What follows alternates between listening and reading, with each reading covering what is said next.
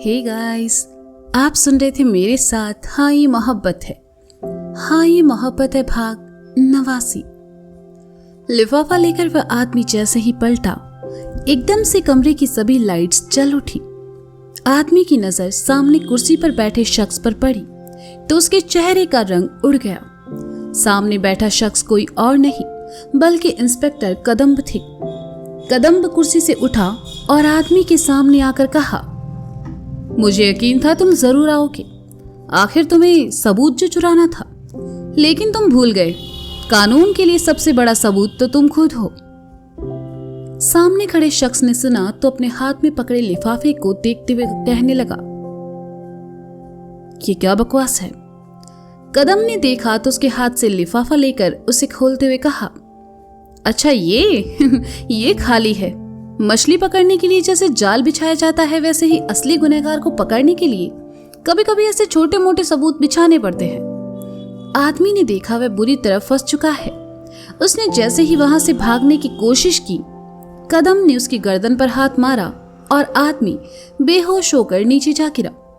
कदम नीचे बैठा और उसे देखते हुए कहा, पुलिस को क्या तुम लोगों ने फालतू समझ रखा है? फिलहाल मस्त नींद लो, कल सुबह तुम्हारी खातिरदारी करेंगे।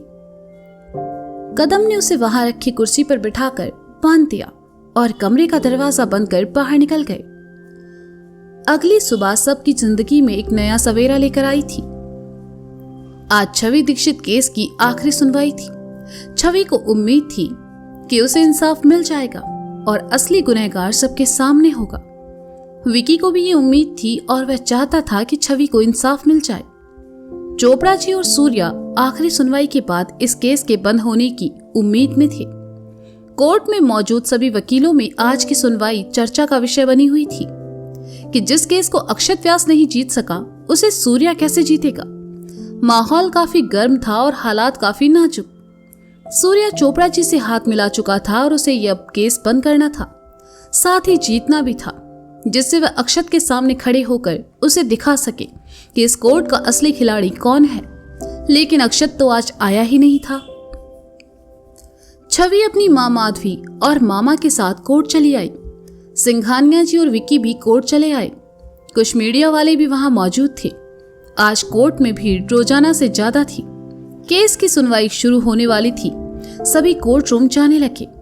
आज पहली बार चोपड़ा जी और सूर्या साथ साथ हंसते हुए कोर्ट रूम जा रहे थे।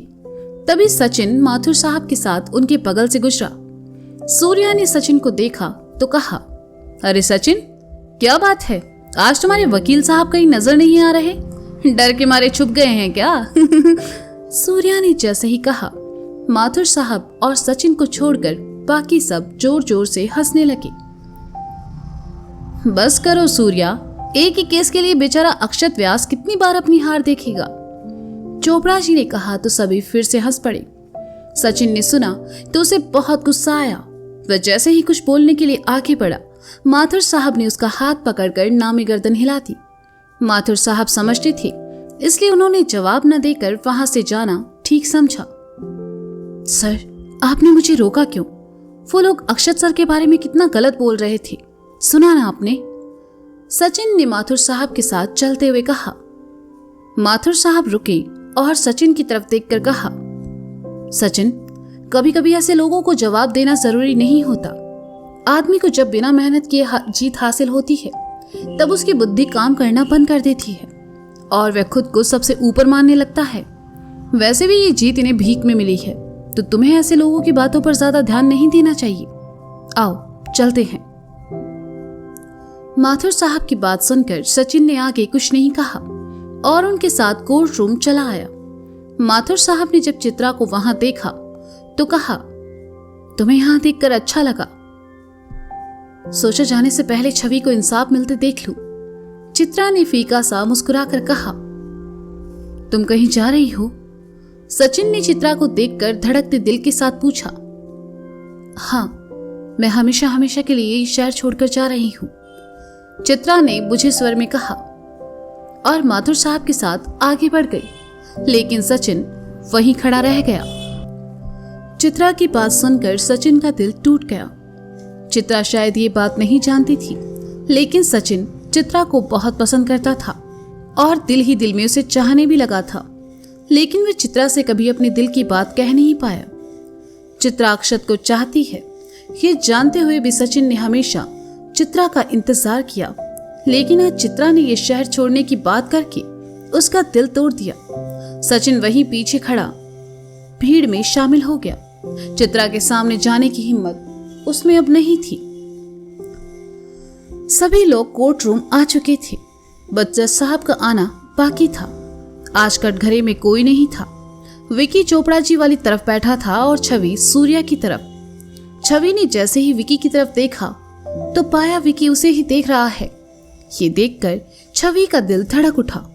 दोनों खामोशी से एक दूसरे को देखते रहे। तभी जज साहब की आवाज उनके कानों में पड़ी। उन्होंने अपना हथौड़ा टेबल पर मारते हुए कहा, ऑर्डर ऑर्डर, आज की कार्यवाही शुरू की जाए।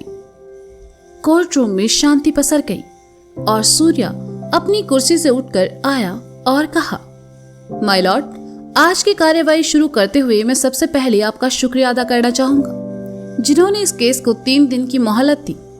उसके बाद मैं मेरे साथी वकील चोपड़ा जी को थैंक यू कहना चाहूंगा, जिन्होंने गुनहगार तक पहुंचने में मेरी मदद की। जज साहब, जैसा कि विकी सिंघानिया और रॉबिन के निर्दोष साबित होने के बाद इस केस में कोई जान नहीं बचती है, लेकिन कानून का भी एक फर्ज है कि वो असली मुजरिम को ढूंढकर उसे सजा दे। छानबीन के दौरान कुछ बातें मेरे सामने आई है माय लॉर्ड, जो मैं अदालत में सबके सामने रखना चाहूंगा। इजाजत है, जज साहब ने कहा। Thank you my Lord. My Lord, जिस आदमी ने छवि का किडनैप किया था उसे लेकर मिस्टर सिंघानिया के फार्म हाउस पर गया था। केस के बाद से ही अदालत उस पॉइंट को मिस कर रही है। जी हाँ माय लॉर्ड, जिस आदमी ने छवि का किडनैप किया वो आदमी भी तो रैपिस्ट हो सकता है। हो सकता है के आधार पर यह अदालत किसी को मुजरिम नहीं मान सकती है एडवोकेट सूर्या, जज साहब ने कहा। बिल्कुल माय लॉर्ड, इसीलिए मैं छवि दीक्षित केस के मामले में शामिल डॉक्टर को यहाँ बुलाना चाहूंगा, जिन्होंने रैपिड्स की रिपोर्ट को तैयार कर अदालत में पेश किया था, सूर्या ने कहा। इजाजत है, जज साहब ने कहा। Thank you my Lord, Surya ने कहा। अगले ही पल डॉक्टर आशुतोष कटघरे में खड़े थे, जिन्होंने छवि और रैपिस्ट, जो कि पहले विकी सिंघानिया का रिपोर्ट तैयार करके दिया था। सूर्या उसके सामने आया और कहा, डॉक्टर आशुतोष, क्या आप अदालत को बताएंगे छवि दीक्षित के मेडिकल रिपोर्ट्स किसने तैयार किए थे? वो रिपोर्ट मैंने तैयार किए थे, डॉक्टर आशुतोष ने कहा। उन रिपोर्ट्स में आपने विकी सिंघानिया को निर्दोष दिखाया, जो कि वो है, लेकिन आपने रॉबिन को उसमें दोषी क्यों दिखाया? क्या आपने किसी के कहने पर रिपोर्ट्स बदले थे? सूर्या ने कठोरता से कहा। डॉक्टर आशुतोष खामोश रहे। उन्होंने कुछ नहीं कहा तो सूर्या ने थोड़ा और कठोर होकर कहा, क्या आपने वो रिपोर्ट्स बदले थे मिस्टर मेहता? आप जानते हैं कि अदालत में यह साबित हो चुका है कि विकी सिंघानिया और रॉबिन दोनों ही बेकसूर है, तो फिर आपने किसके कहने पर वो रिपोर्ट्स बदले? जवाब दीजिए। सूर्या की बात सुनकर डॉक्टर आशुतोष घबरा गए। सच बोलने के अलावा उनके पास कोई दूसरा रास्ता नहीं था।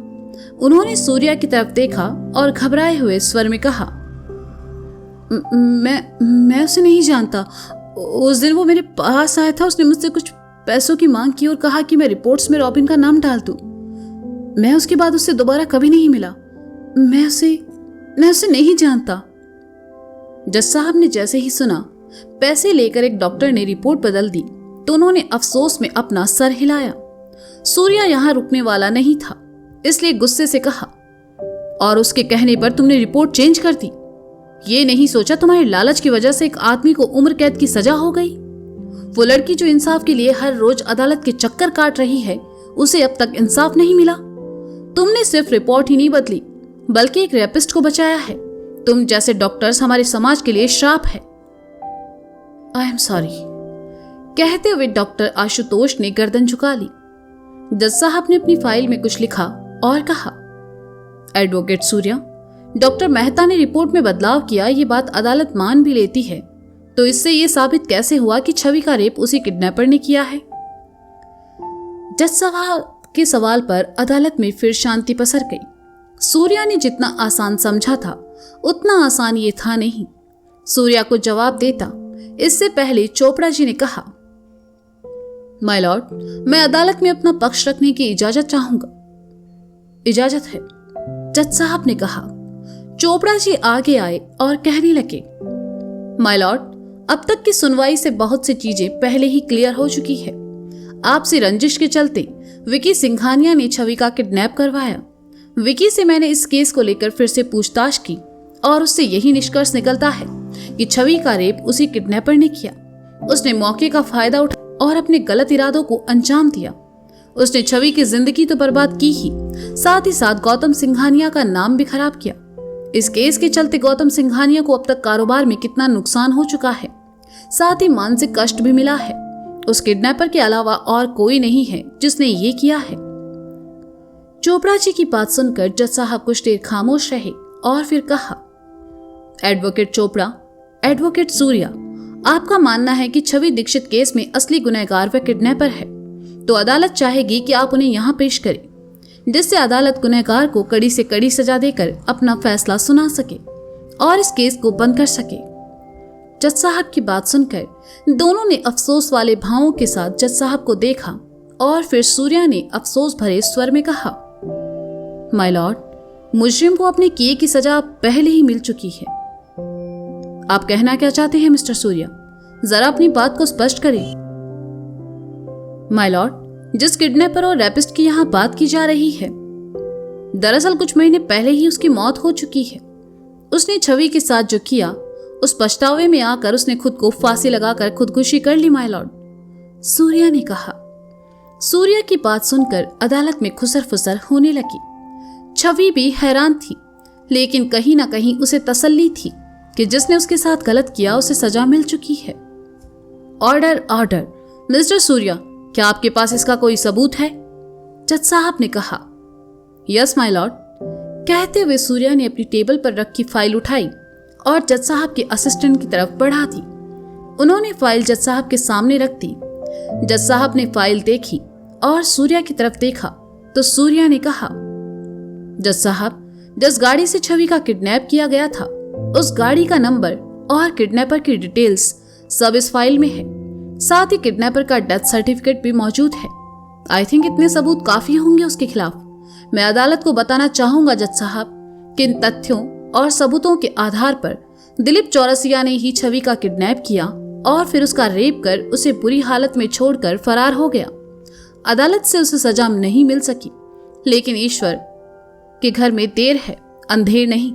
अदालत की सजा से तो वह बच गया, लेकिन ऊपर वाले की अदालत में उसकी सजा पहले ही तय हो चुकी थी।